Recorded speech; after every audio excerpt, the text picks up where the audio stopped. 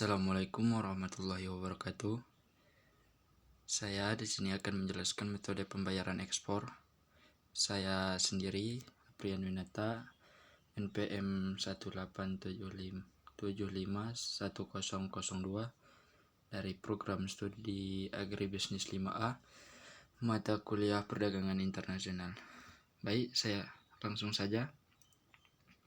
Yang pertama, metode pembayaran ekspor ada 4 cara. Yang pertama, advance payment, kedua letter of credit, ketiga open account, yang keempat konsinyasi. Nah, di sini ada tujuan penggunaan letter of creditnya adalah untuk memberikan jaminan atau keamanan bagi eksportir untuk mendapatkan pembayaran atas barang yang dijual. Sedangkan bagi importir memberikan jaminan bahwa banknya atau issuing bank tidak akan melakukan pembayaran sebelum persyaratan yang ditentukan dalam letter of credit dipenuhi.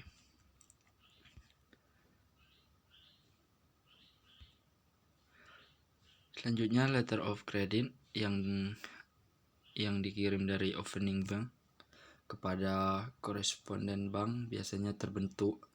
Yang pertama, surat atau mail atau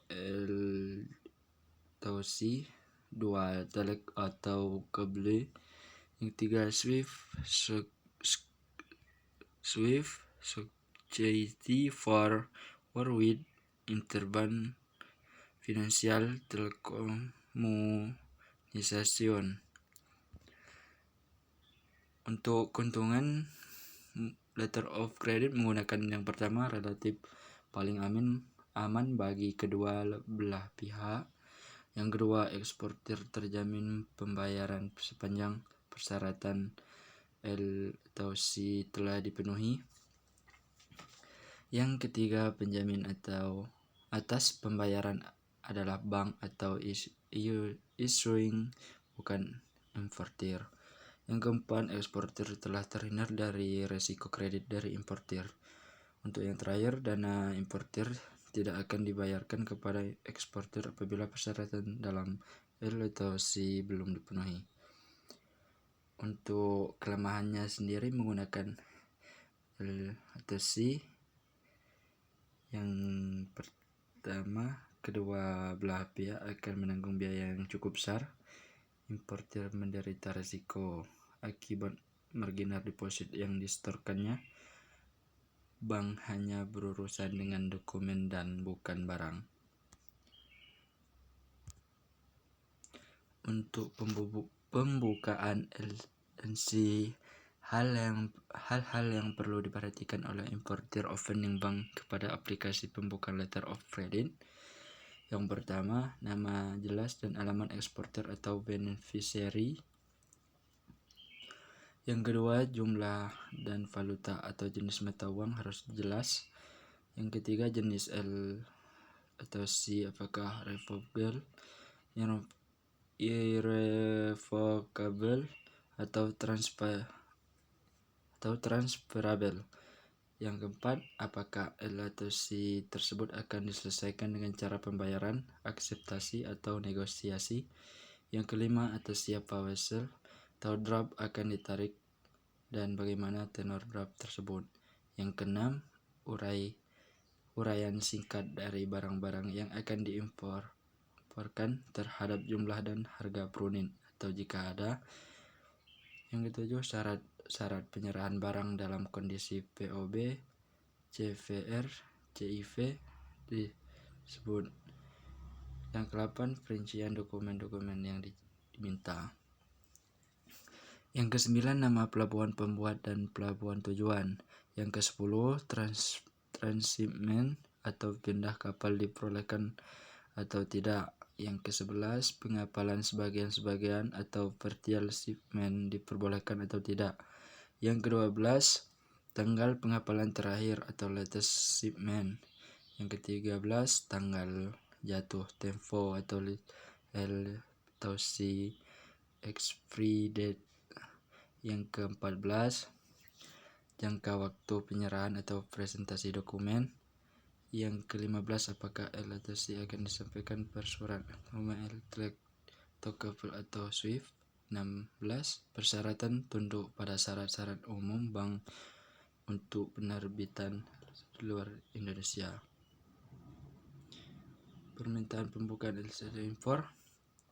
Di sini data terscreenshot untuk pihak-pihak yang terlibat dalam L atau C.